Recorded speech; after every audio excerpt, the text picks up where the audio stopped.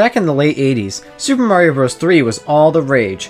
It was the ultimate Mario game at the time, with lots of hype from gamers all around the world. And 5 years ago, in 2017, we witnessed a similar course of events with a game that would become the ultimate 3D Mario adventure. Super Mario Odyssey!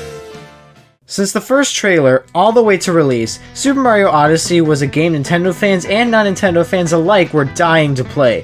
Seeing Nintendo bring 3D Mario back to its roots with open-world exploration-based levels was a sight to behold, especially after Super Mario 3D Land and Super Mario 3D World. I still remember the day I came home from school and Super Mario Odyssey was waiting for me on the kitchen table with the amiibos to its side. I immediately threw out my homework and headed downstairs to play the game, and that's where the magic began.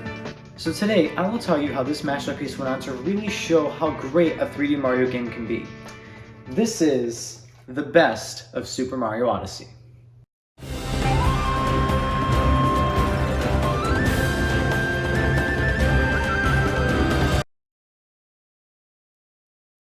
Super Mario Odyssey brought the whole idea of open-world exploration back into Mario games, but they did more than just that.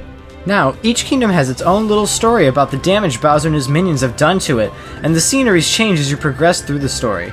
Even the same geographical areas look different. This is just awesome! And each of the different scenes has different enemies and obstacles to deal with, and when the piece is restored, those enemies are gone, showing off your achievement.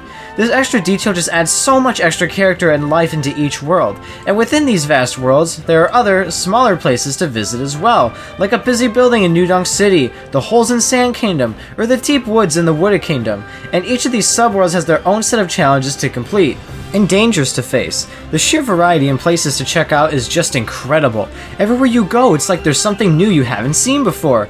Exploring all these humongous worlds is honestly my favorite part about Super Mario Odyssey, and it's easy to do thanks to the very convenient checkpoints on the map that allow you to basically travel the distance of the entire kingdom in seconds.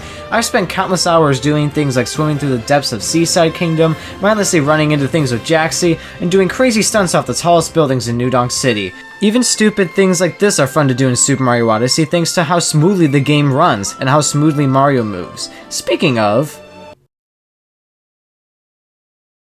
for a game to be fun, it has to be easy and smooth to control. Super Mario Odyssey masters that to a T. I can't think of any other Mario game that has movement as smooth as Super Mario Odyssey. The running speed is perfect, the jumping is just at the right height, and Mario can change direction very quickly. Not only is Mario easy to control, but he also has a wide variety of moves that he can do, both from past games and some new ones as well. Moves such as the dive, long jump, backflip, wall jump, triple jump, climbing things, ground pound, and ground pound jump returned from Super Mario 64.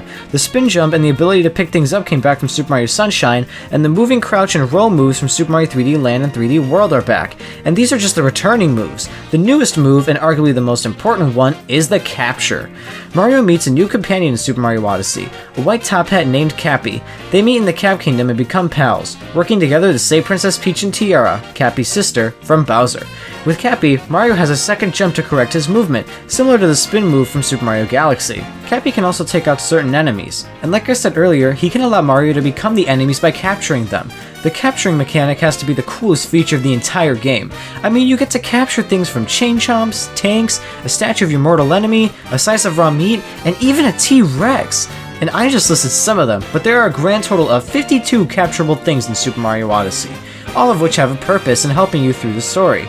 Or for side quests. For example, capturing the Cheep Cheeps makes swimming so much easier and more enjoyable since you don't have to worry about losing air. They're super easy to control and maneuver, and they also make swimming much, much faster. And the Goombas make it easier to walk on ice. It's so cool how these seemingly basic enemies could make such a big difference in the game when you actually get to play as them. It's just such a unique experience being able to take control of a multitude of creatures, each with their own independent movesets. But since they are all so simple, it's easy to learn the controls of each and get used to them. With enough practice, you'll be able to switch captures on the fly without giving it a second thought. Nintendo clearly put a lot of thought into the capture mechanic, and they perfected it. While the capture may be Cappy's main use, he can also be used for other parkour tactics as well, such as bouncing off him for extra height. He is really very versatile. But you know what else has some versatility? The worlds themselves. Within the massive worlds of Super Mario Odyssey, there is lots to do and many places to visit. Each kingdom, even the little ones, has some additional things to do beyond the main story. In fact, there are so many things, it's like a Family Guy cutaway. This is the closest you'll get to me showing one of those. But some of note here are the jump roping challenge in New Donk City, the Koopa races, and the slot machine minigames. These are just some of the ones I find most fun and unique. They're also a nice break from the meat and potatoes in the main game.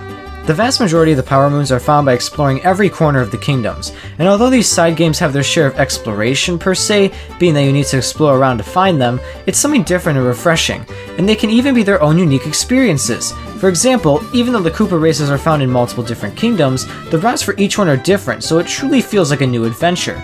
But those are just the minigame-like quests. There are others, like talking to Captain Toad and Princess Peach in the different kingdoms, using hint art from one kingdom to find a moon in the other, and platforming challenges. If you really like testing your skill or learning new moves, then Odyssey's platforming challenges are just for you. They can be found by putting Cappy on scarecrows, opening those cap doors, or going through pipes.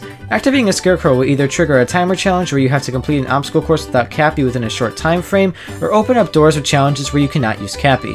The pipes and doors have challenges like these as well, but they actually allow you to use Cappy. Again, these are a bunch of platforming challenges that sometimes take inspiration from the kingdom they're found in, but are mostly their own thing with their own themes. Usually, they have two moons, one for completing the obstacle course, and one you'll either have to go out of your way to find, or will find along the way. Again, I have a lot of fun with these since it's a nice break from the main worlds and story, but there's also more to do within the kingdoms as well, and I'm not talking about moons. I'm talking about another collectible. The purple coins. Each kingdom has their own version of this currency known as regional coins, since purple coins can only be used in the kingdom that they're found in. They're not like any regular coin which can be used in every kingdom. Regional coins are found in either batches of 50 or 100 depending on how big the kingdom is. Obviously the bigger kingdoms have more and the smaller kingdoms have less. These coins are used in the regional shops for certain goodies like souvenirs, exclusive costumes, and stickers.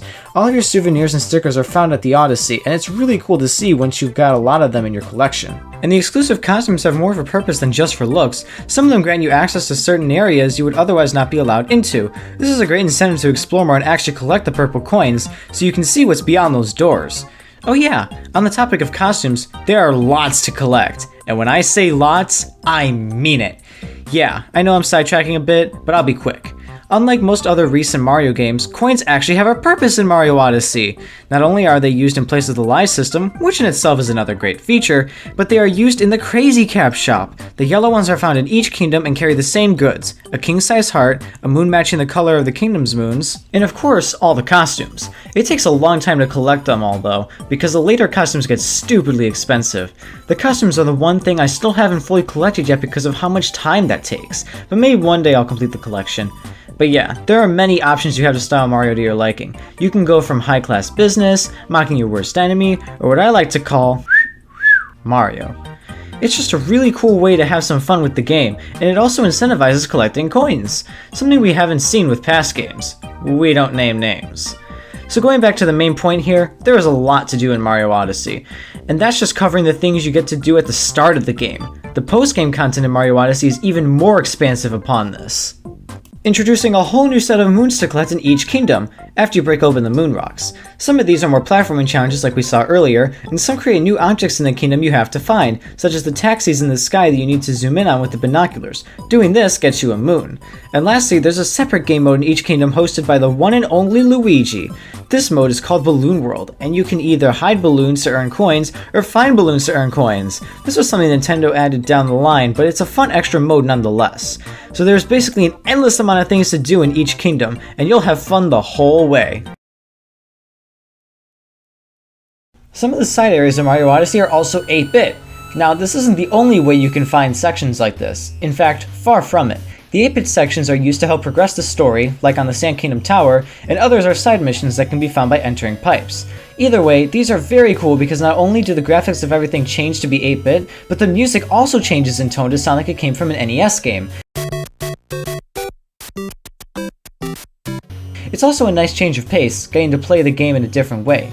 I also think it was a pretty clever way of integrating transitions to other parts of a stage. And some 8-bit sections take it a step further, integrating 3D and 2D elements, where certain objects start in 2D, then enter 3D, or the other way around. It's very cool.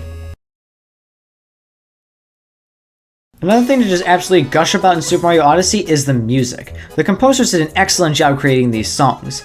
Each world has their own theme and multiple variations of it depending on where you are physically in the world or what part of the story you're in. It all just fits perfectly, and I honestly can't think of any bad pieces. Some of my favorites include Cascade Kingdom, Metro Kingdom, Seaside Kingdom, Bowser's Kingdom, the list goes on, and that's just talking about the pieces for the main worlds. That's not even mentioning the songs in the side sections, the bosses, or the little fanfares that played during special events like the Koopa races. But of course, I would be the silliest of all the silly gooses if I didn't mention the Jump Up Superstar song.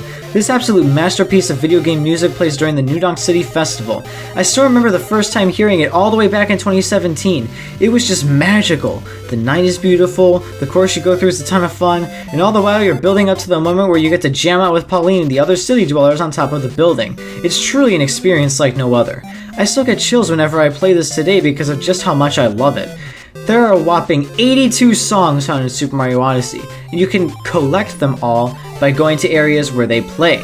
You can even get moons for collecting music by talking to these Jammin' Toads in 5 of the Kingdoms. He also gives you some songs just for talking to him. What a nice guy. And after talking to all of them, you can unlock an alternative version of the Jump Up Superstar song by talking to this guy in the auditorium. Some songs you have to go out of your way to find, like that one, but others you'll find without even realizing it.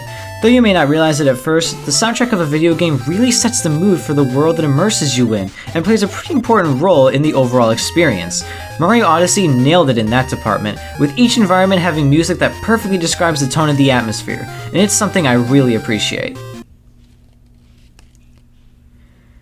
Going even further than just new worlds to explore, Super Mario Odyssey also has a bunch of new baddies to beat as well. The first ones you meet are the Broodals, which I'm assuming are what the Koopalings turn into if they've eaten too many carrots.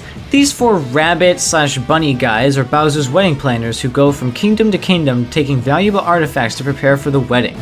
And of course, they try to stop you from stopping them by challenging you to a good old-fashioned kerfuffle. Like my little Cuphead reference there? Each one has different tactics to their fights. Topper has his tall stack of hats, Harriet has her explosive hair, Rango has his bouncy flower hat, and Spearwood has his poisonous puke.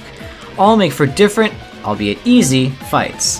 You'll fight the Broodals multiple times throughout your journey, and even all at the same time in this giant robot thing of theirs. This is especially really cool because you have to peck at the robot's legs, climb up its body, then peck all the Broodals' faces. The whole idea is just hilarious. Towards the end of the game, you'll go on a gauntlet of all 4 Broodals and the robot at the same time. With the moon physics, now that's a challenge. You've got the Broodal's mother, I think? Madame Broode, who uses her dog, or Chain Chomp, to attack you, but you gotta capture it and launch her own mutt into her face. That'll teach ya, yup!